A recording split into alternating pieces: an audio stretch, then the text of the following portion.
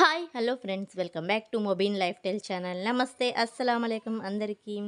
తమిళ చూసారు కదండి, నిమ్మకాయ రసంతో పచ్చడి ఎలా చేయాలి అనేది చూసేద్దాం. ఇదైతే సేమ్ ఊరగాయ టేస్ట్ అయితే ఉంటుందండి, నిమ్మకాయ ఊరగాయ టేస్ట్. ముందుగా మనం నిమ్మకాయల్ని హాఫ్గా కట్ చేసుకొని ఇలా రసాన్ని పిండుకోవాలి. ఇలా పిండిన రసాన్ని మనం ఒక స్ట్రైనర్ తీసుకొని గింజలు లేకుండా స్ట్రైన్ చేసుకోవాలి.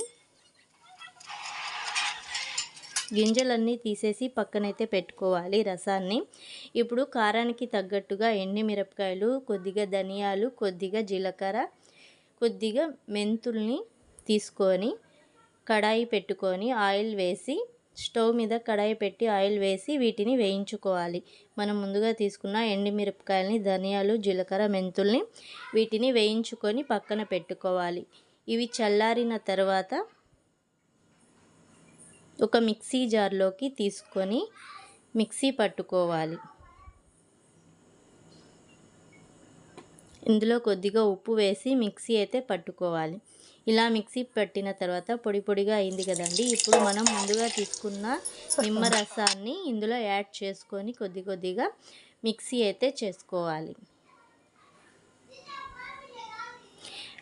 మిక్సీ తిప్పేసిన తర్వాత మనం ఇప్పుడు అదే కడాయిలో కొద్దిగా ఆయిల్ వేసి ఆవాలు, జీలకర్ర, పచ్చిశనగపప్పు, కొద్దిగా వెల్లుల్లిపాయలు, కొద్దిగా కరివేపాకు వేసుకొని మనం ముందుగా మిక్సీ పట్టుకున్న మిశ్రమాన్ని ఇందులో యాడ్ చేసుకొని కాసేపు బాగా మగ్గించుకోవాలి. ఆయిల్ మొత్తం పైకి వచ్చేలాగా మనం ఇందులో కాసేపు బాగా మగ్గించుకుంటే మనకి ఇలా ఆయిల్ మొత్తం పైకి వచ్చేలాగా బాగా మగ్గించుకుంటే చాలండి. ఇప్పుడైతే స్టవ్ ఆపేసి మనం ఒక బౌల్లోకి అయితే తీసుకోవచ్చు. చూసారు కదా, ఆయిల్ మొత్తం పైకి వచ్చేసింది. ఇది సేమ్ నిమ్మకాయ ఊరగాయ టేస్ట్ అయితే ఉంటుంది. ట్రై చేసి చూడండి. ఎవరైనా మన ఛానల్ని కొత్తగా చూస్తుంటే సబ్స్క్రైబ్ చేసుకోండి, లైక్ చేయండి, షేర్ చేయండి. Thanks for watching friends. Bye bye. Thank you.